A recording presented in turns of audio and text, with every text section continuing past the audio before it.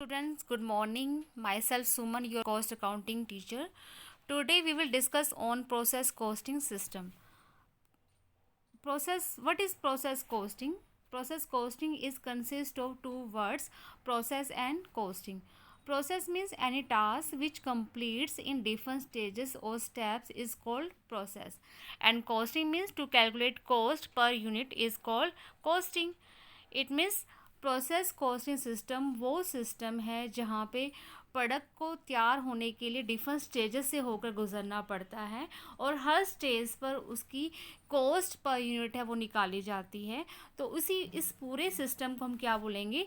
Process costing system बोलेंगे।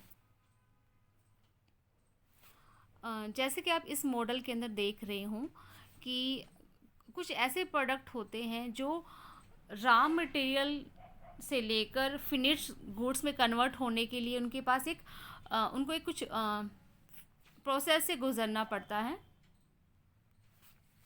इसमें आप जैसे देख रहे हो, जहाँ हमने कच्चा माल लिया है, रॉ मटेरियल लिया है, वो प्रोसेस 1 के अंदर यहाँ पे गया और प्रोसेस 1 में जितना भी अनफिनिश्ड गुड्स तैयार हुई है वो नेक्स्ट प्रोसेस के लिए क्या हो जाएगा? इनपुट। मीन्स जो फर्स्ट प्रोसेस का जो भी सामान तैयार हुआ है, जितना भी फिनिश गुड्स तैयार हुई है वो आउटपुट है और सेकंड प्रोसेस के लिए वो क्या बन जाएगा? इनपुट। ऐसी जो सेकंड प्रोसेस का जो आउटपुट है थर्ड प्रोसेस के लिए क्या बन जाएगा? इनपुट। इनपुट मतलब कच्चा माल। ऐसी जो थर्ड प्रोसेस का जो आउटपुट है वो नेक्स्ट लास्ट प्रोसेस के लिए क्या बन जाएगा? इनपुट। और लास्ट स्टेप पे जाके हमारा जो प्रोडक्ट है वो तैयार हो जाएगा। तो इस मॉडल के थ्रू आप जान सकते हो प्रोसेस कॉस्टिंग कैसे जो है वो काम करता है। उसके बाद definition, according to Charles, process costing is applied to those concerned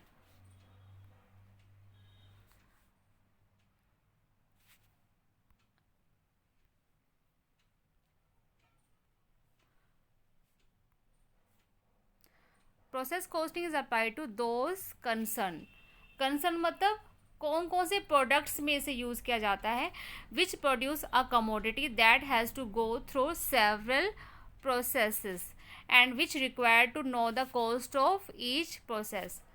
Charles का कहना है प्रोसेस कॉस्टिंग उन कमोडिटी पे या उन प्रोडक्ट को तैयार करने में यूज़ किया जाता है जो प्रोडक्ट तैयार होने में डिफरेंट स्टेजेस से होकर गुजरता है और हर स्टेज पे हमें कॉस्ट पर यूनिट निकालना ज़रूरी होता है। तो वहाँ पे जो है प्रोसेस कॉस्टिंग यूज़ की जाती है।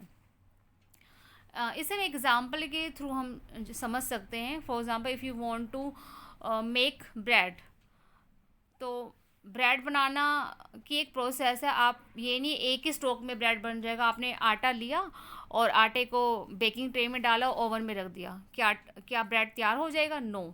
उसकी एक प्रोसेस है। जैसे आप इस प्रोसेस के अंदर देख रहे हो,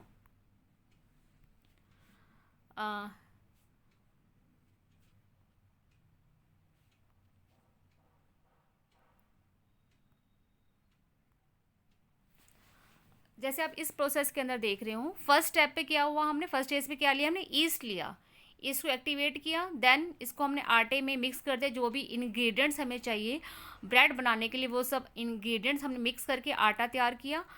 थर्ड स्टेप पे आटे को गूंदा। फोर्थ स्टेप पे हमने क्या किया? 2-3 घंटे के लिए इसको एक वार्म प्लेस पे रख दिया। उससे क्या होगा? आटा फूल जाएगा। देन इसको दोबारा गूंदेंगे और लास्ट स्टेज पे हम क्या करेंगे? बेकिंग ट्रे में इसको डालेंगे और ओवन में 10-15 मिनट के लिए रख देंगे। तो हमारा जो ब्रेड है वो तैयार हो जाएगा। इट मीन्स कुछ ऐसे प्रोडक्ट्स होते हैं जो वन स्ट्रोक में तैयार नहीं होते, वो कुछ डिफरेंट स्टेजेस से होकर गुजरते हैं, तब जाके वो प्रोडक्ट तैयार होता है। तो ऐसी चीज़ों के लिए, ऐसे प्रोडक्ट को तैयार करने के लिए जो प्रोसेस फॉलो किए जाते हैं उसे हम क्या बोलते हैं? प्रोसेस कॉस्टिंग बोलते हैं। इसके बाद नेक्स्ट है ऑब्जेक्टिव्स। क्या उद्देश्य है प्रोसेस कॉस्टिंग? किस लिए के क्या उद्देश्य है? First, to calculate cost of each process, क्योंकि प्रोडक्ट तैयार होने के लिए वो डिफरेंट प्रोसेस से होकर गुजर रहा है, तो हम हर प्रोसेस पे हम जानना चाहते हैं कितनी लागत आई है, इसलिए इसे यूज़ किया जाता है। To calculate cost of production, जितना भी हम प्रोडक्शन कर रहे हैं उसकी हम कॉस्ट जानना चाहते हैं, इसलिए प्रोसेस कॉस्टिंग यूज़ की जाती है। To distribute joint expenses, means product के ऊपर जो खर्चा आता है वो किसी एक प्रोसेस में नहीं उसे हम खर्चा मानेंगे, वो तीन, जैसे मान लो 3 प्रोसेस से होकर गुजर रहा है, तीनों में उसे क्या कर देंगे, डिस्ट्रीब्यूट कर देंगे। जैसे 3,000 रुपये खर्चा है, 3 प्रोसेस में प्रोडक्ट तैयार हो रहा है, 3 से डिवाइड करके कितना आ जाएगा, 1,000। तो 1,000 जो खर्चा है वो तीनों प्रोसेस में डिस्ट्रीब्यूट किया जाएगा। To know the wastage in each process, हम जानना चाहते हैं कि हर प्रोसेस पे कितनी वेस्टेज हो रही है।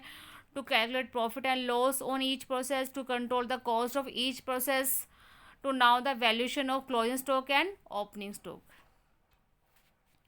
Next is application of process costing in following industry. कहाँ कहाँ पे प्रोसेस कॉस्टिंग का यूज़ किया जाता है? Paper mills, oil refining, vegetable oil, food products, paints, milk products, chemical industry, biscuit and bread, soap making etcetera. ये कुछ industries हैं जहाँ पे इस तरह के प्रोडक्ट तैयार किए जाते हैं, और वो प्रोडक्ट वन स्टॉक में तैयार नहीं होते, वो डिफरेंट प्रोसेस से होके गुजरते हैं, इसलिए वहाँ पे क्या यूज़ किया जाता है, प्रोसेस कॉस्टिंग यूज़ किया जाता है। Then next is elements of process costing. क्या क्या एलिमेंट्स है ये आप सबको पता ही है, same, direct material, direct labour, direct expenses and overhead. And I have already taught you these elements in second chapter, so I don't think कि आपको दोबारा समझने की ज़रूरत होगी। नेक्स्ट हम करते हैं प्रिंसिपल्स ऑफ प्रोसेस कॉस्टिंग। क्या क्या सिद्धांत है, क्या क्या रूल्स हैं जो प्रोसेस कॉस्टिंग में फॉलो करने ज़रूरी होते हैं।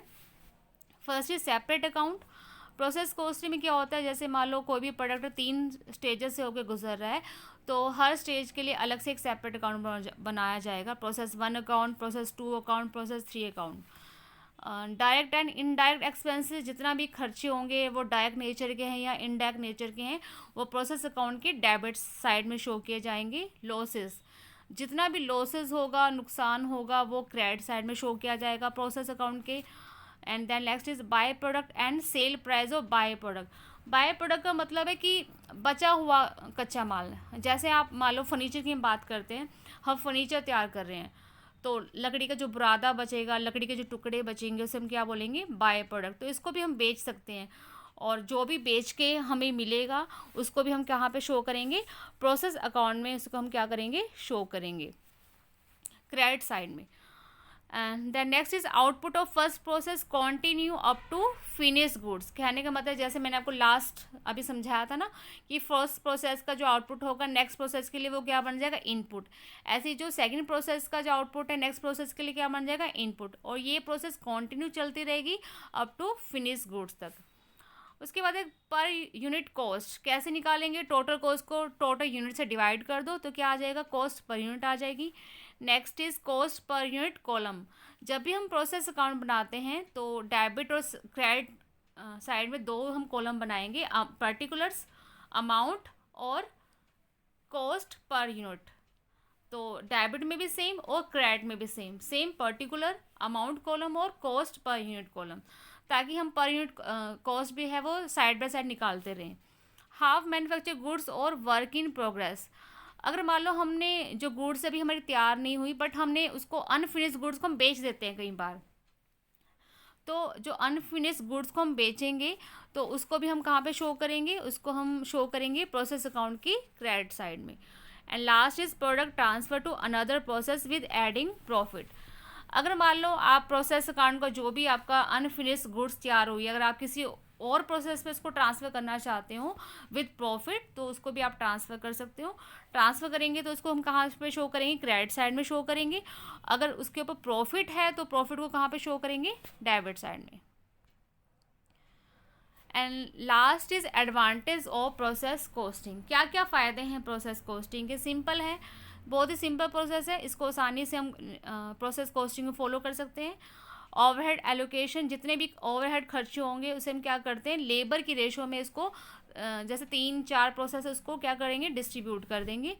प्रोसेस कॉस्ट, प्रोसेस कॉस्टिंग के अंदर जो कॉस्ट निकालना, हर प्रोसेस पे जो कॉस्ट निकालना है बहुत ईजी है।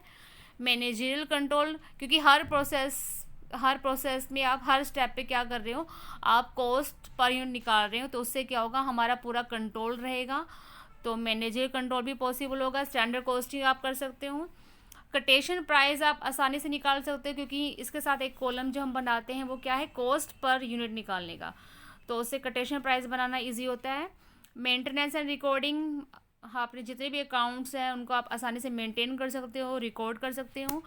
And last is pre determined of wastage, जितना भी वेस्टेज हो रही है उसको आप पहले से ही प्री डिटरमाइन कर सकते हो ताकि आप वेस्टेज के ऊपर कंट्रोल कर सको। तो ये हमारे फ़ायदे हैं किसी इसके प्रोसेस कॉस्टिंग के। आई होप ये लेक्चर आपको समझ में आएगा अगर आप इसको ध्यान से सुनोगे। ये आप पिक्चर आप देख रहे हो स्वामी विवेकानंद जी की पिक्चर है। इनके उपदेशों की वजह से बहुत सारे लोगों का जो जीवन है वो बदल गया है। उनका मैसेज है, उठो जागो और तब तक मत रुको जब तक मंजिल प्राप्त ना हो जाए। अगर आप इन लाइनों को पढ़ोगे और समझोगे, अपने व्यवहार में इसको इम्प्लीमेंट करोगे, तो आपको कोई नहीं रोक सकता आपकी मंजिल तक पहुंचने में। तो thank you so much, all the best.